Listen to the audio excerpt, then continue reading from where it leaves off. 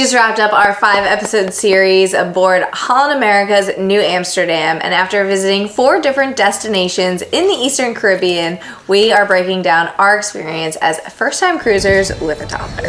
And we're going to answer questions like, would we ever cruise on Holland America again? Or would we just ever cruise again in general? Because there's some things that we liked, but some things that we were very disappointed in. We are breaking down this particular video into 8 main topics where we received some questions based on them. So first one will be a quick summary of our cruise. Second is the booking process and planning. Third would be expectations versus reality. 4, onboard dining. 5 would be excursions. 6, pricing and value. 7, what we wish we knew. And 8, finally, would we ever cruise again? We have our computer right over here if you didn't realize that. Just Yeah. for a little bit of notes. First topic, quick summary of our cruise. First question.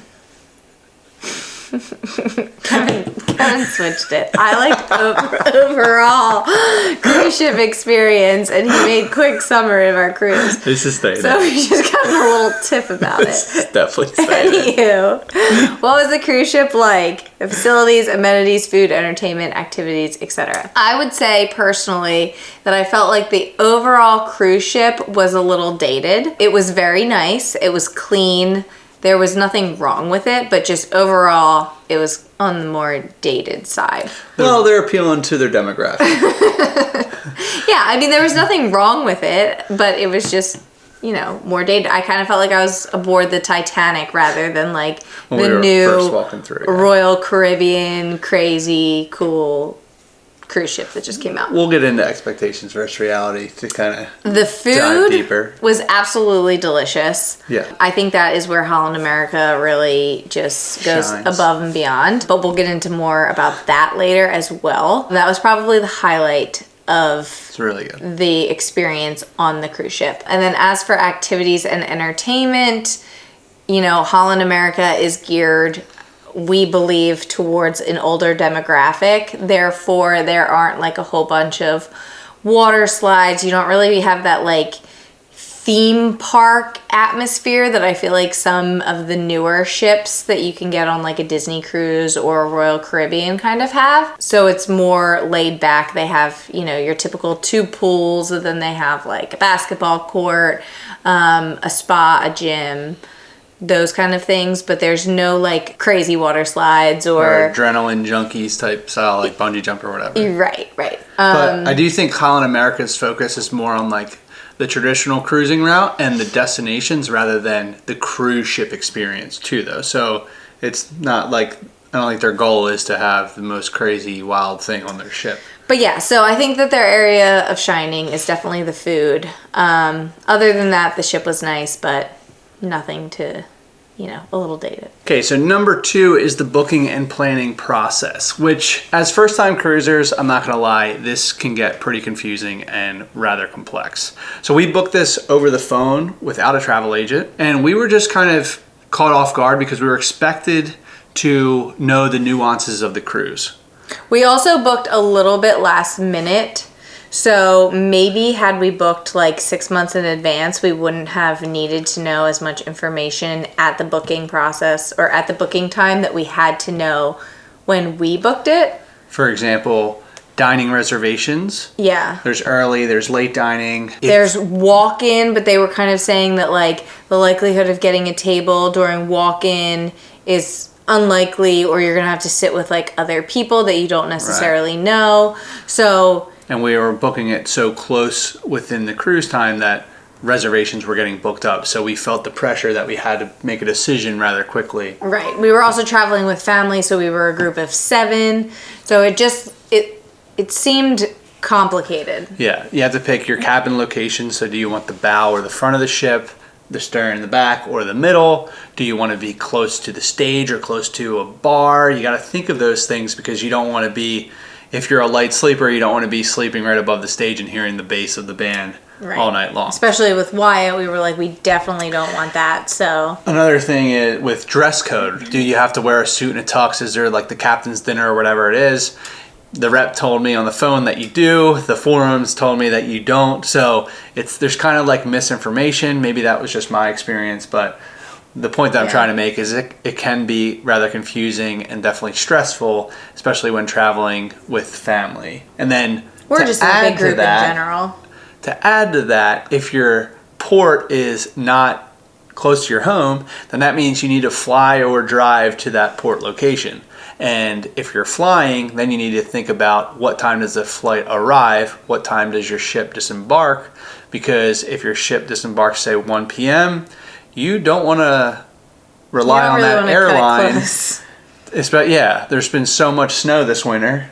A flight can get delayed, and then you miss your cruise, and then your whole trip is ruined. So there's just a lot going on. It could be a little bit stressful, complicated, and very confusing. But one way that I help manage my stress and keep me focused is with this little performance shot here called Magic Mind. This thing is just a 2-ounce shot packed with 12 active ingredients that are backed by science and doctor validated that help keep you sharp, lowers your stress, and gives you energy throughout the entire day. It also tastes pretty darn good. It does, yes.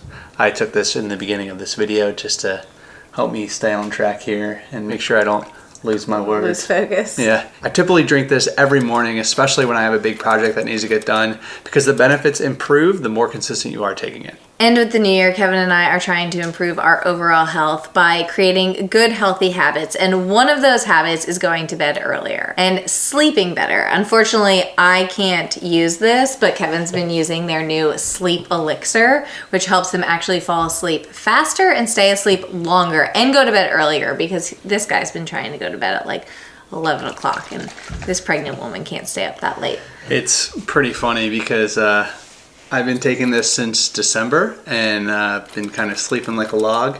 And then Taylor's over here tossing and turning because she's got the little baby in her belly. Yeah. Kicking her, waking her up. Yeah, unfortunately, I don't know if this is recommended during pregnancy, so I have not been taking it, but I'm very, very jealous because Kevin's been sleeping like an absolute log.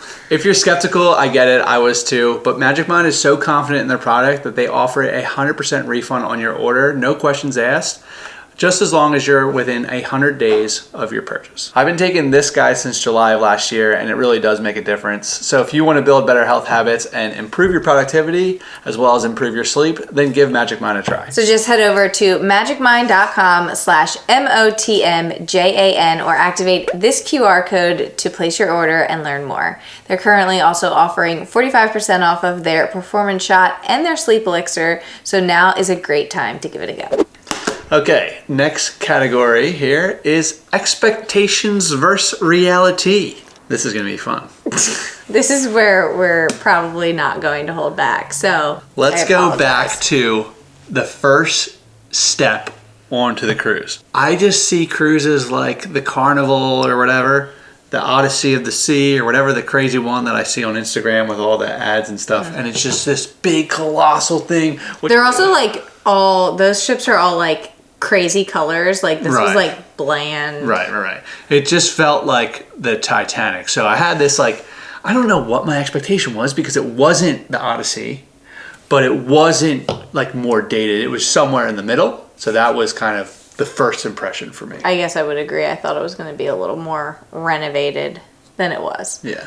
As for the cruise in general, I thought that it would offer more while you're on the boat. And I felt like on ours, a lot of the activities were geared towards older, retired adults. Which it is. It definitely is, because that's mainly the demographic, right? Yeah, but like origami and coloring for adults, like then you go... My mom loved that one. I know. But then you go upstairs and you literally felt like you were in like a nursing home. Hey, people like the origami and stuff. There's people in there. Let's take a step back. The activities are not for 20-some, 20s to 30-some. Yeah. At all.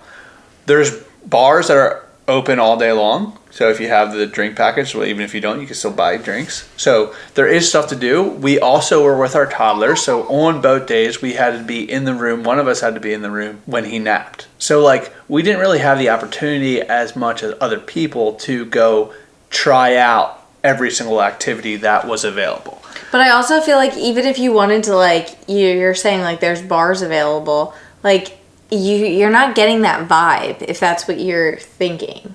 Like, you're not There's getting no that, clubs. like, I know, but even like younger people our age, like if we like wanted to like drink and get rowdy during the day, like it would have just been like you and I. Like, you're not Our meeting age other group. people, right? For our age group. Yeah, but that, yeah. So I don't think we had that expectation though. I think if it were just you and I on a cruise ship, I would have had that expectation had Wyatt not been there. You would have expected more younger people on Holland America? On cruises in general. But we're talking Holland America. Were you surprised that the demographic of Holland America stayed true to the stereotypes or the myths? Is that what you're trying to say? No, I mean, I guess not. I thought maybe it would be less geriatric than it was. Again, we also haven't been on any other cruise line, so we don't know if that's the norm for other cruise lines as well. But, yeah. One other thing in terms of expectations, so Holland America has their package called Have It All, which isn't all. Some places offer like specialty drinks. So there's a place on the New Amsterdam boat where you can get like sandwiches or whatever. And one day they were offering a milkshake for $6. And, you know, in my mind, that should be part of a have it all package for someone who's not, you know, even consuming alcohol. Like, a milkshake would be nice every now and then. But that doesn't even count towards the have it all package. So, like, you would be paying additionally for that milkshake if you wanted it, which makes absolutely no sense to me. If you have the have it all package, you should get 11 drinks regardless of what they are. I also think we were disembarking one day and Kevin got a 24-ounce water bottle versus the 16 versus 12 ounce. I got Okay. an aluminum bottle. Right. You just assume you have the have it all package, you scan your thing and you're just, you know, you're walking out the door going. Right. But then you check your bill and you got a $6 charge.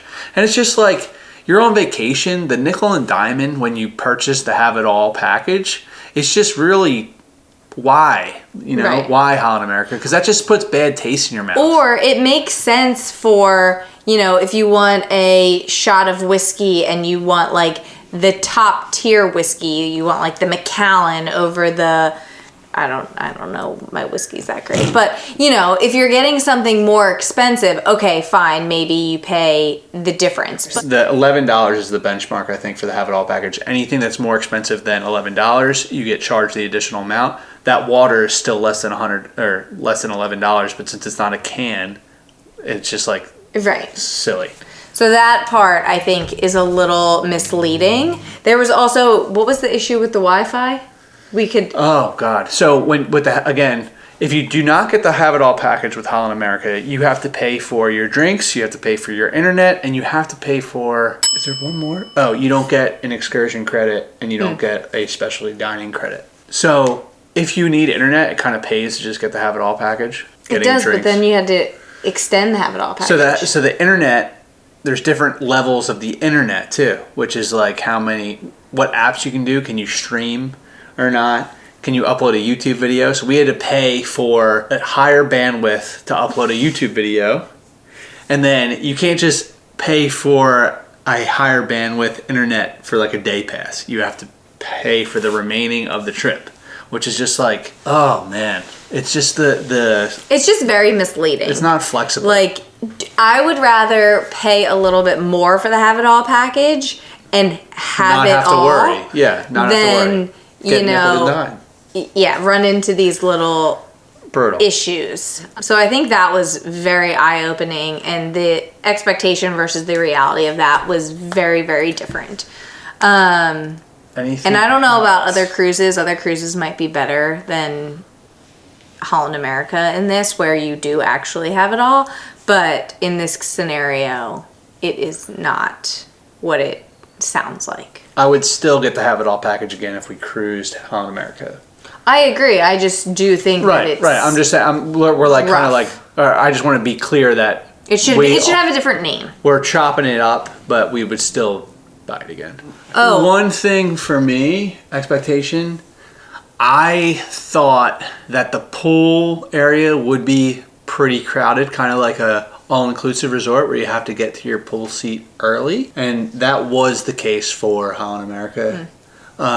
If you wanted to get a seat right by the pool, then you definitely needed to kind of reserve it and put your bag down, which is kind of annoying, but you kind of have to do it if you want a good seat. And then also traveling with a toddler, They're not allowed in the pool. I thought they would be allowed in the pools. It makes sense that they're not. So we brought a little blow up thing. I feel like it didn't feel overly crowded, which I thought was nice. We had that expectation that it wouldn't, right? I didn't think it would with Holland America. I didn't think it would either, but I feel like cruises could feel pretty busy. Like there's just people everywhere all the time. Right. And this cruise didn't feel like that. I did feel like there was a good amount of the crowd control, I guess, or however you want to call it, was good. Like you could go to dinner and you could get a seat.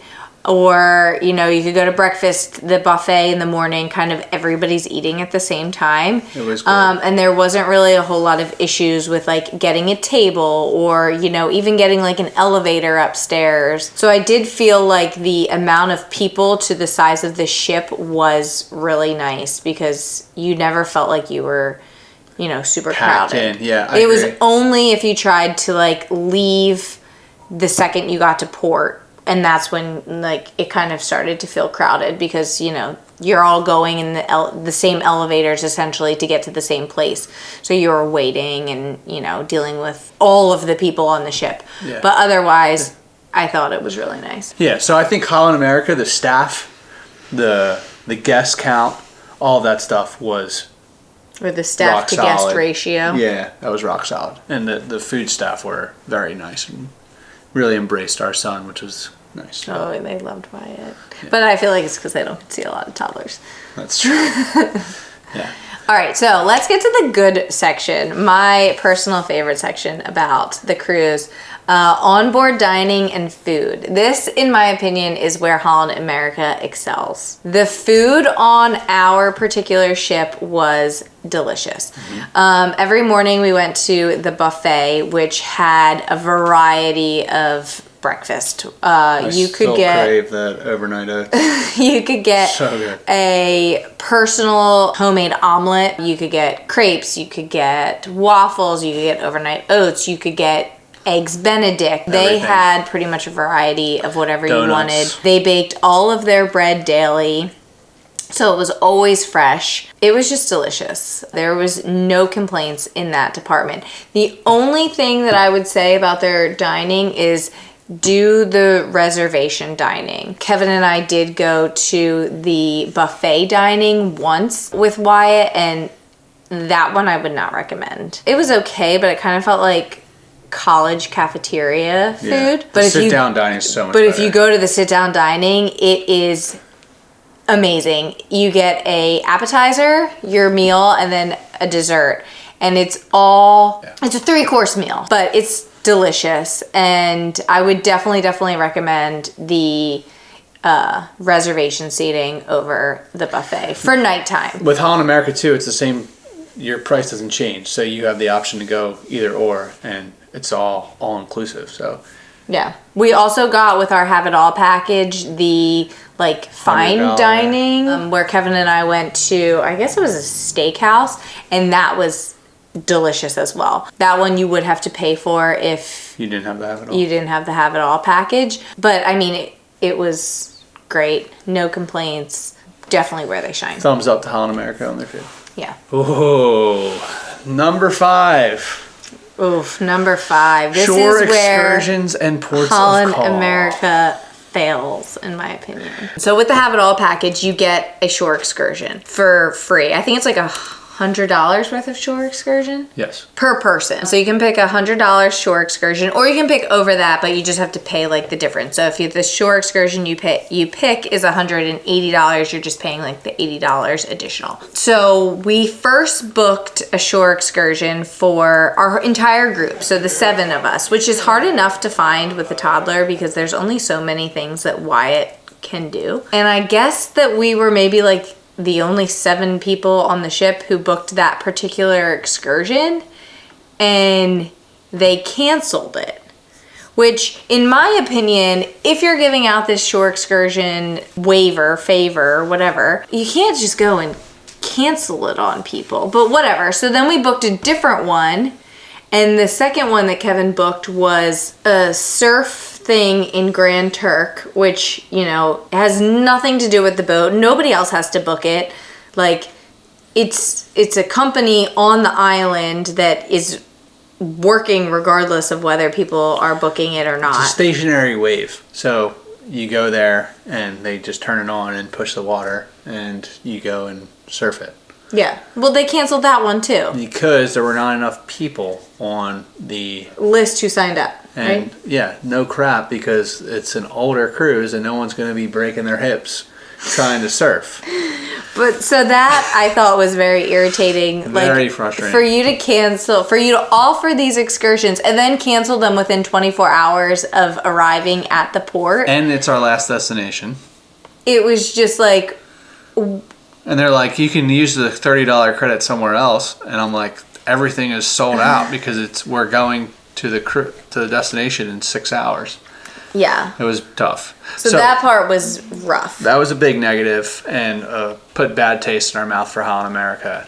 And then what I was trying to find is that all over their website, they are award-winning itineraries and voted the best itineraries and stuff. So in my mind, I was like, okay, Holland America doesn't have all the fancy stuff on their ship, like the water slides and the roller coasters and the bungee jumps, because they put emphasis on their itineraries. So me being a first-time cruiser, I didn't really look into the port arrival and departure times because I just assumed what Holland America was putting together for us in terms of itinerary would be ideal. Well, that's not the case. So we did Nassau, Bahamas, St. Thomas in the U.S. Virgin Islands, San Juan, Puerto Rico, and Grand Turk in Turks and Caicos. 3 out of those 4, we felt that we had very limited time there. Nassau, we arrived, I think, at 7 a.m. 7 a.m. And things in Nassau don't even open until 9 or 10. We left at 1 or 2. 1 or 2, I think earlier, 12:30 or 1. Whatever. Long story short, we did not have enough time to really enjoy it. So that was one. The second place was St. Thomas. We arrived at 2, departed at 9. Yeah, 2 to 9, and the town, I kid you not, shuts down at 5:30. And the port, which I thought was absurd, because you'd think the port at least would stay open until there's not a ship at the port. So we got off the ship there. We did our tour. We used our excursion credit in St. Thomas. We did a tour, and we got back around like 4:45. And we couldn't even go to the main capital, the main city of Charlotte Amalie. Charlotte Amalie, or Amalie, one of the two, because everything shut down. Literally, the tour drove us through the town, and all of the stores were like closed. Doors were shut. So Holland America, again, this is my question to you. Why would you take us to a destination that closes at 5 o'clock and we arrive at 2:30? It just doesn't really make any sense. It's a real disappointment. Then third was San Juan. The port time was fantastic. Super. We had, I think, 8 or 9 hours there. We got in at 7 a.m. or 9 a.m. and didn't leave until like 5. So it was great. Perfect. And we saw so much, and that was our favorite place because we were able to enjoy it without feeling like we had to sprint all over the place. And we could do like, touristy things. We could eat. We could drink. We could, it really... we weren't rushing. It was just really, it was nice. And then lastly, Grand Turk, very similar to St. Thomas. We arrived at 2 o'clock. The whole place shuts down at 5:30. And it makes sense that they do because the amount of mosquitoes were insane. And they said mosquitoes, just once the sun goes down, it gets crazy. So, okay, that's cool. But Holland America, why would you bring us there in the afternoon again? I know, like, maybe scheduling, the way that the boat, the speed of the boat, you can't get to certain destinations certain times, then modify the itinerary because it was ridiculous. We were, again, Holland America focuses on the destinations, not the ship itself. So focus on the destinations. Focus on the destinations and not the ship. It's just really frustrating, especially for us who we're trying to capture and see as much as we can of particular destinations. It was the highlight of our trip, and we couldn't really benefit or... You didn't really feel like you saw We didn't have any enough of time. some of the We didn't have places. enough time. So we were really disappointed, and that was my number one complaint. So if you're a first-time cruiser and you're planning your trip, take a look at the itinerary, take a look at the port arrival and port departure times, and make sure those cities or destinations are not going to shut down before you leave, because you want to make sure that you can enjoy it. Because what's the point of going on a cruise with Holland America if you can't go and enjoy the destinations? Okay, next. Pricing and value. Pricing and value. So this is kind of going to give insight as to why we chose Holland America. Thought of ourselves as cruisers. Yeah, never really thought of ourselves as cruisers. We use points and miles to fund our travel adventures, and we like to do our own itineraries on our own pace. So that doesn't really like gel well with the cruising. And you can't venture too far off the beaten path because you need to be back and make sure you don't miss the ship. They call them like dock runners or whatever. Really? Yeah, like people running back to the ship. Yeah, so you don't want to be a dock runner. But yeah, so we, with our hotel status, elite status, we were able to match over to a casino, and then that's how we were able to match over to Holland America's casino department and get a free interior cabin room. But then we upgraded that interior cabin room to a balcony just because we heard you definitely want to go balcony for your first time cruise. We enjoyed a lot of time out there. I would definitely recommend the balconies. But basically we got the cruise for like 50% off. Which is why we went with Holland. Which is why we took the opportunity to go on the cruise, experience it, see what it's all about. If we were to pay full price, I do not think I would pay full price for a Holland America cruise. I don't know if we pay full price for any cruise though. That's the problem. I agree. I do think cruises are very expensive. Like we could travel cheaper using points and miles to fly to different destinations and do things on our own than you can with a cruise, but then you're doing everything on your own. You're responsible for your logistics, you're responsible for your itineraries, and you're responsible for the cost of your food and all that stuff. So it does make sense. I'd really, if you got like really nerdy and geeky, you would have to break it down like cost per day and then take a look at your previous vacations and kind of do a guess on that cost per day to really, if you're like trying to crunch numbers. But I don't think we're too pumped up on cruises. For the price. Yeah. I think Holland America has now set a standard for us for their food quality and stuff that we don't want to go on a budget cruise because I'd be afraid that the food would be absolute trash and then that's just going to put a bad taste in your mouth, pun intended. I agree with that, but there's also, other cruise lines that I feel like might have a little bit worse food, but maybe a better experience. Okay, first time cruisers tips. Know your boat before you plan your trip so that you can figure out which cabin you want and that kind of stuff, because that would have saved us a lot of headache in the booking process. Kevin was doing so much research about where the stage was, where the pools were, where the dining halls were, because obviously we didn't want Wyatt too close to those things because he naps during the day, he goes to bed early. So I think that would have really helped. The port arrival times and destination and departure times, make sure you're aware of those. Understand the drink package and whether or not it makes sense for you. Book your excursions. We should have said this. Book your excursions in advance because they sell out. So we did not know that. And we're like 2 weeks leading up to the trip and we get an email like book your excursions. And we're scrolling through and everything's sold out. All the good stuff is sold out. Yeah, there was like a nice like catamaran happy hour. Right. Like just super laid back, which would have been perfect for us, especially with Wyatt, and all of those options were gone. So that's a big one.